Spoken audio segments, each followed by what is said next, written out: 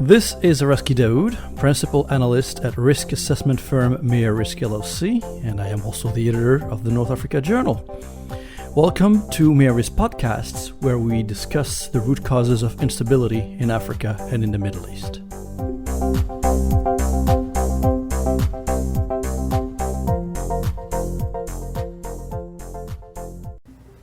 Welcome to this episode of North Africa and the Sahel Week in Review for the period ending Saturday, 20th of May. Today is the 22nd of May, and greetings to all of you.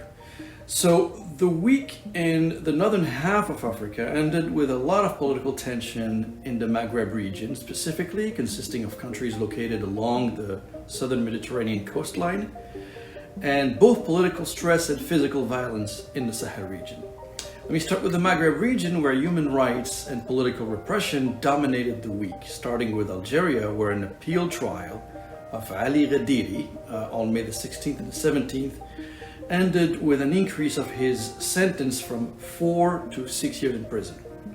Ali Ghediri is a retired army general who decided to run for president back in 2019.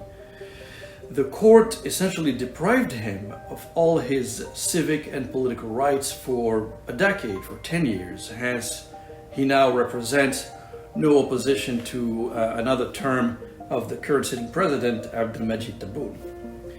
The Algerian court used the pretext of him, quote, undermining the morale of the people, end of quote, to justify his incarceration. Ghediri will remain in prison until June 2025.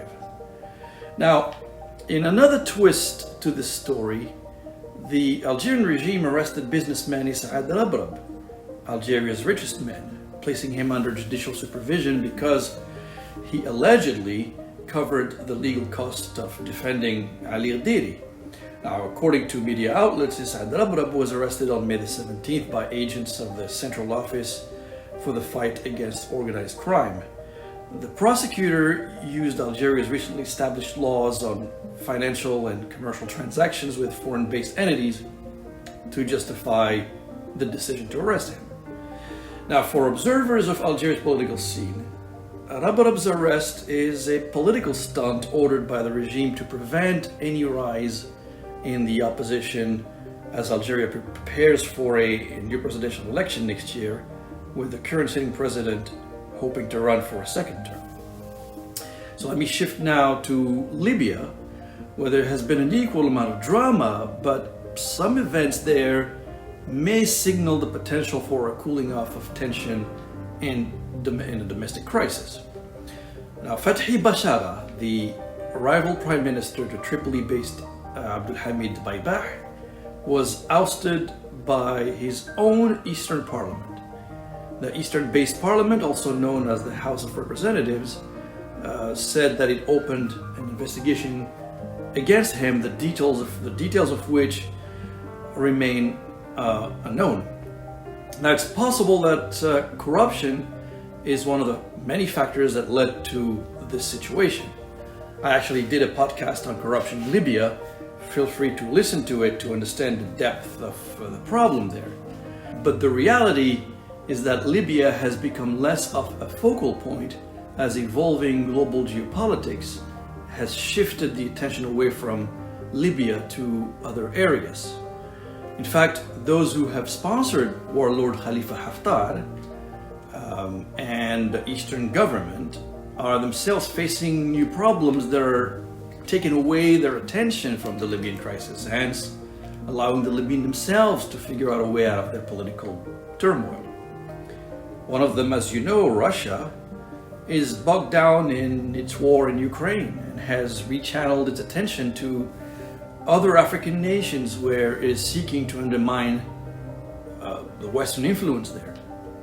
France, another backer of Haftar, has its own problems, both domestic with an unpopular president and international with its withdrawal from the Sahel.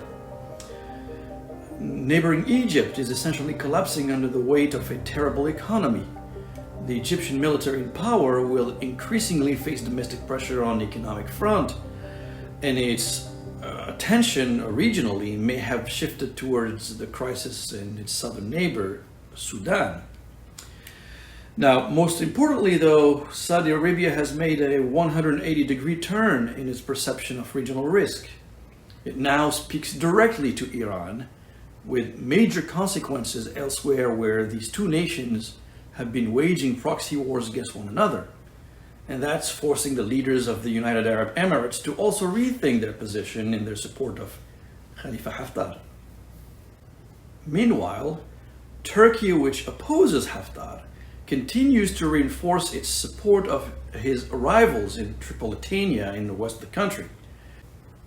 Now these major changes in the geopolitical profile of the region are forcing Khalifa Haftar and his clan to the east to hold more talks with their western rivals, and that's a very good thing for the Libyans.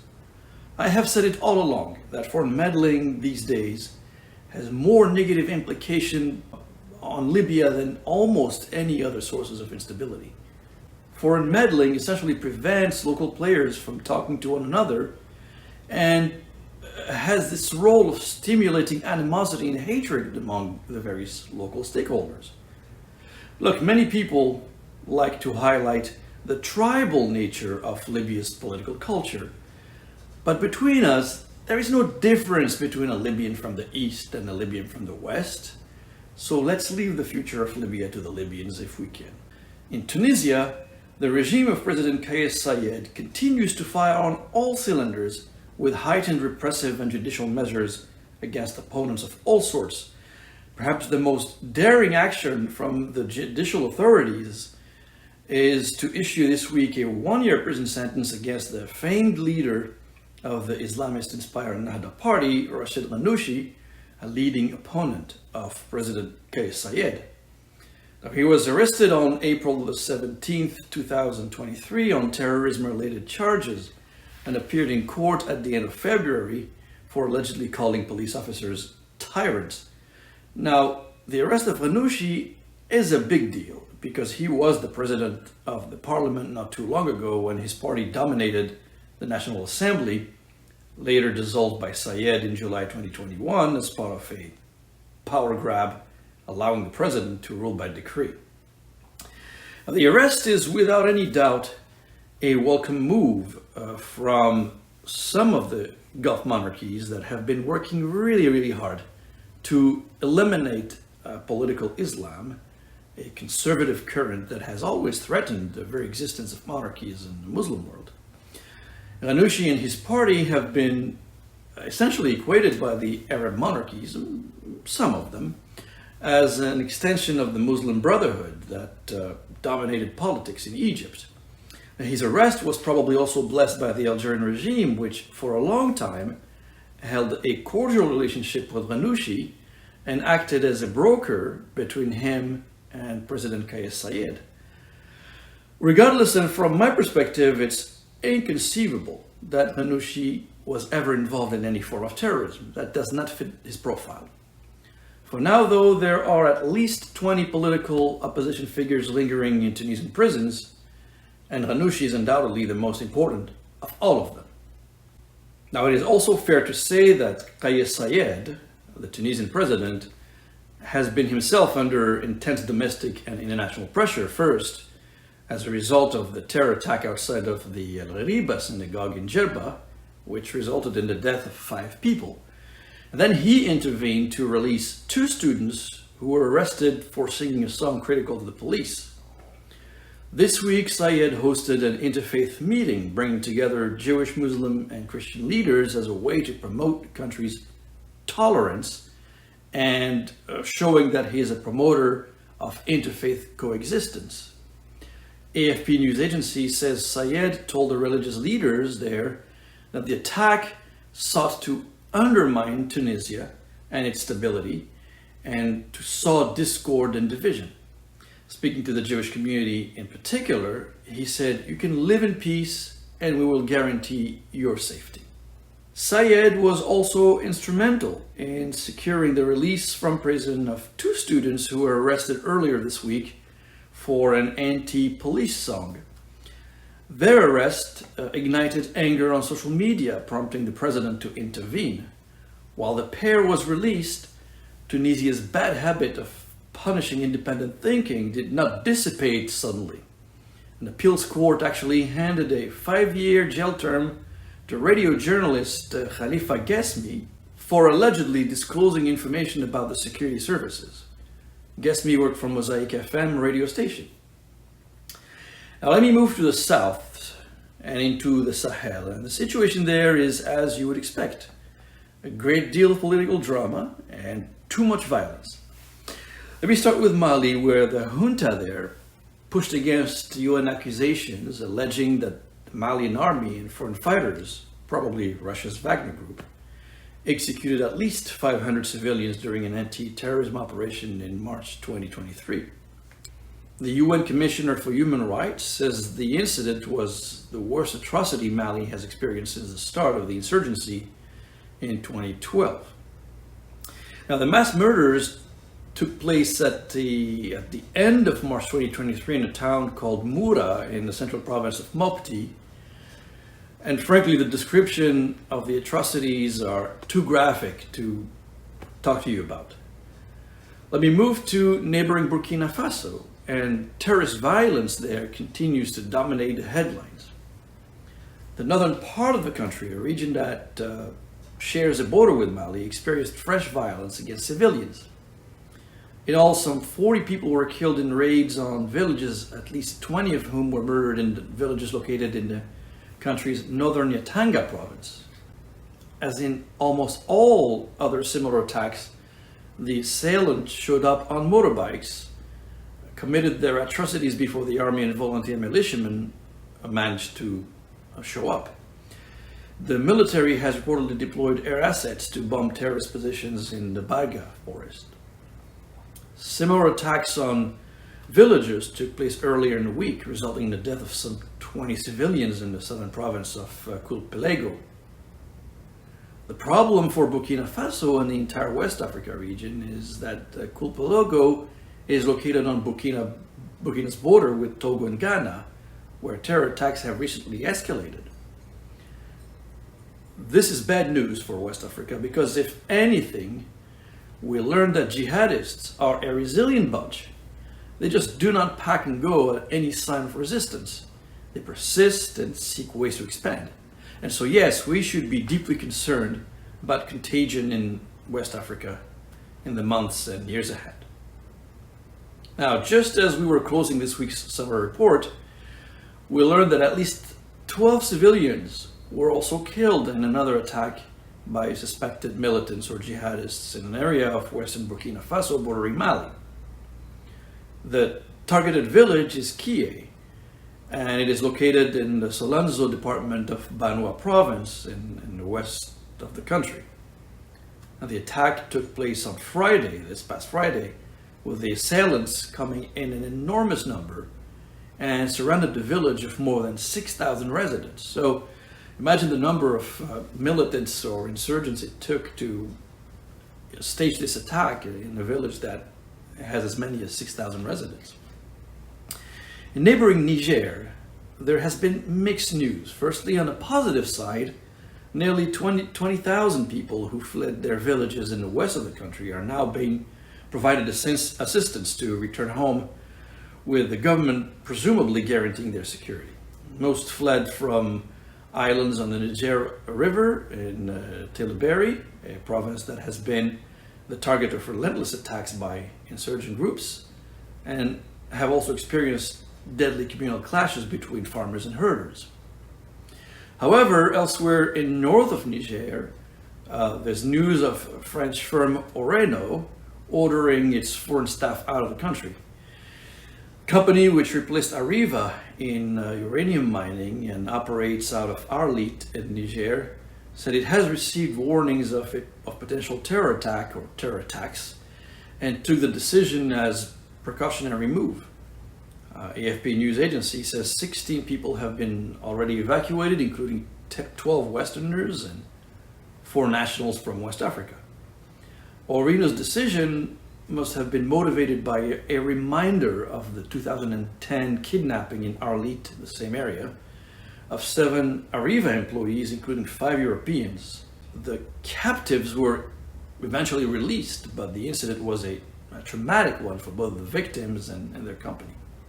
Now, despite the pressure from insurgent groups, the French company is set to stay for a long time after the government of Niger authorized the extension of the working life of the uranium mine near Arlit. The mine will continue to operate until at least 2040, and with Orano set to invest $44 million in social programs. The other Sahelian country, the Chad, also experienced this week new clashes between herders and farmers. Clashes were reported in the south of the country along the border with the Central African Republic, where 11 villagers were killed. The attackers, identified by the Chadian authorities as armed bandits, stole cattle.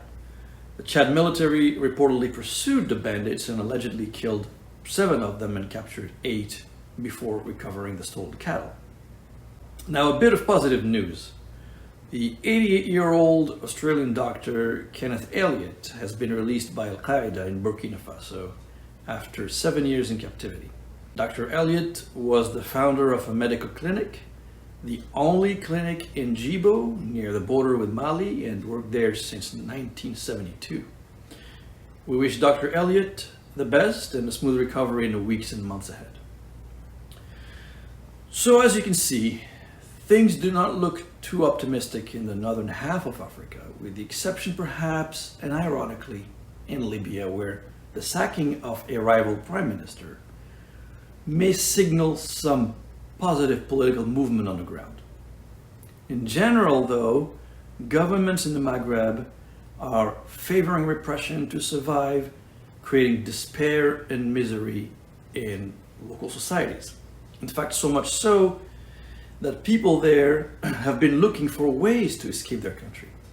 This week alone, 9 migrants were found dead in western Tunisia, near the border with Algeria, highlighting the deep social and economic malaise, affecting not just North Africans, but populations from many parts of the continent. Regimes in Algeria and Tunisia in particular continue to harden their stance against their populations. This is also happening, by the way, in Egypt, in Morocco, and Libya. This is while Libya still remains deeply divided and unable to find a path to stability. In the Sahel, it's not crazy to affirm that the region is home to failed states. Violence has been generalizing, and now it is reaching the borders of West Africa. Russia's war on Ukraine has created the perfect environment for the West and rich countries to neglect the fate of the Sahel, while the Russians are now a major contributor to the instability in the region. We have reached a situation where powerful nations like France and the United States appear to have no clear political will to deal with what many analysts in the past called low-intensity wars. That's why the conflicts in the Sahel and in the West Sahara region persist in their longevity. In fact, the very presence of the Russian mercenaries of the Wagner Group is evidence of proxy wars taking place in the region that we cover, including Libya. While the West, Russia and China are busy competing with one another, regimes like those of North Africa take advantage fully of the lack of oversight from the international community to strengthen their repression against all things civilian. And none of that is going to change anytime soon. On that note, thank you for listening, and until our next talk, goodbye.